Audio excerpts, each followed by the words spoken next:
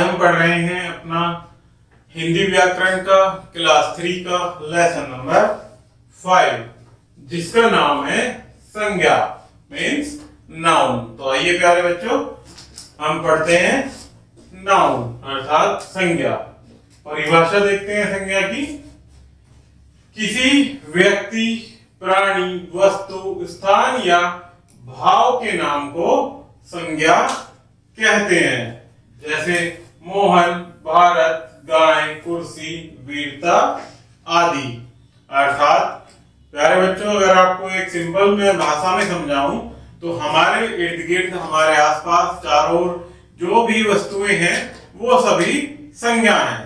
अर्थात ये fan, light, जगह का नाम, किसी देश का नाम या किसी पेन, बोर्ड, एवरीथिंग प्यारे बच्चों सभी कुछ क्या है, संज्ञा है। जैसे कि किसी व्यक्ति, प्राणी, वस्तु, स्थान या भाव के नाम को हम संज्ञा कहते हैं। तो देखिए, पढ़िए और समझिए। मोहन, मोहन, गाय और कुर्सी, ये सभी क्या है प्यारे बच्चों, संज्ञा। संज्ञा के भेद या प्रकार। संज्ञा के निम्नलिखित 5 भेद या प्रकार होते हैं, जिसमें पहला व्यक्तिवाचक संज्ञा, दूसरा है जातिवाचक संज्ञा, तीसरा है भाववाचक संज्ञा और चौथा है समूहवाचक संज्ञा और अंतिम होता है 5वां धातुवाचक या द्रव्यवाचक संज्ञा। तो आइए प्यारे बच्चों, एक एक करके हम इनकी परिभाषाएं पढ़ते हैं। इसमें पहला है व्यक्तिवाचक संज्ञा। जिन शब्दों से किसी विशेष व्यक्ति, वस्तु या स्थान के नाम का बोध होता है उन्हें व्यक्तिवाचक संज्ञा कहते हैं। जैसे राम, मोहन, भारत, मुंबई, हिमालय, यमुना, महाभारत और मेरठ, ये सभी क्या है प्यारे बच्चों, व्यक्तिवाचक संज्ञा। अर्थात जिन शब्दों से किसी विशेष व्यक्ति, वस्तु या स्थान के नाम का बोध होता है, किसी विशेष, जैसे इसमें बताया मेरठ, मेरठ किसी विशेष जगह का नाम है, ये किसी और अन्य जगह का नाम तो नहीं है ना प्यारे बच्चों।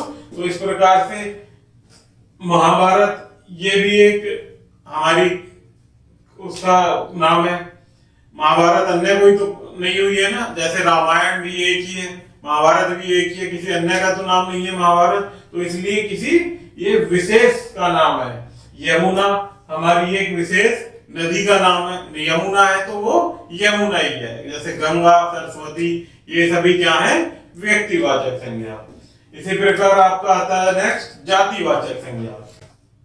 जिन शब्दों से किसी वर्ग या जाति के सभी प्राणियों, वस्तुओं अथवा स्थानों के नाम का बोध होता है उन्हें जातिवाचक संज्ञा कहते हैं। अर्थात जिन शब्दों से किसी वर्ग या जाति के प्राणी, वस्तु या स्थान के नाम का पता चलता है उन्हें जातिवाचक संज्ञा कहते हैं। जैसे लड़का, शेर, गाय, कुर्सी, पुस्तक, फल, घर, नगर, देश आदि।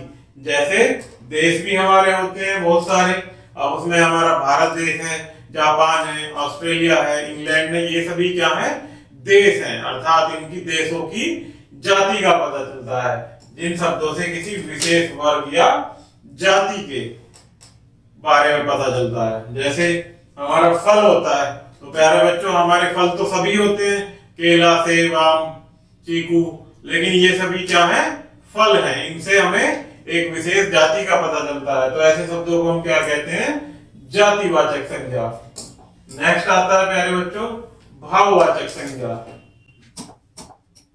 भाववाचक संज्ञा जिन शब्दों से किसी व्यक्ति, वस्तु या स्थान के गुण, भाव, दशा अथवा अवस्था का बोध होता है उन्हें भाववाचक संज्ञा कहते हैं। अर्थात जिन शब्दों से किसी व्यक्ति, वस्तु, स्थान के गुण, भाव, दशा अथवा अवस्था का पता चलता है उन्हें क्या कहते हैं, भाववाचक संज्ञा। जैसे मिठास, गर्मी, बुढ़ापा, हंसी, सुख, सुंदरता, लंबाई, क्रोध, वीरता आदि, ये क्या है, भाव हंसना क्या कह रहे बच्चों, हंसी एक भाव है। उसी प्रकार से सुख दुख क्या होता है, भाव।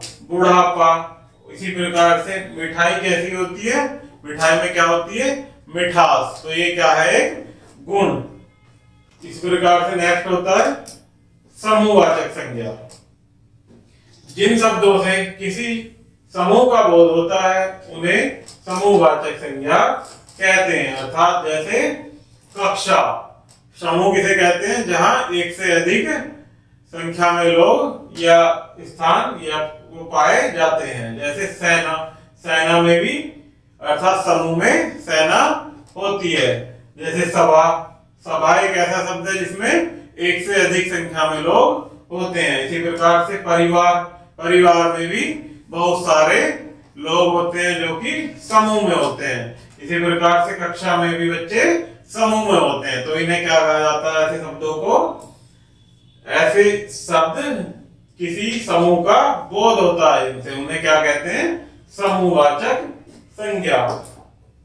नेक्स्ट है आपका धातुवाचक या द्रव्यवाचक संज्ञा। जिन शब्दों से किसी धातु का बोध होता है उन्हें धातुवाचक संज्ञा कहते हैं। अर्थात जो हमारे धातु होते हैं वो किस में आते हैं, हमारे धातुवाचक संज्ञा में। जैसे सोना, चांदी, लोहा, तांबा, टिन, जस्ता आदि, ये क्या है प्यारे बच्चों, धातु। तो प्यारे बच्चों ये हमारा लेसन हमने संज्ञा का पढ़ा, उसके भेद हमने पढ़े। तो ये लेसन हमारा यहीं समाप्त होता है। आशा करता हूं कि आपको वीडियो जरूर पसंद आई होगी। धन्यवाद।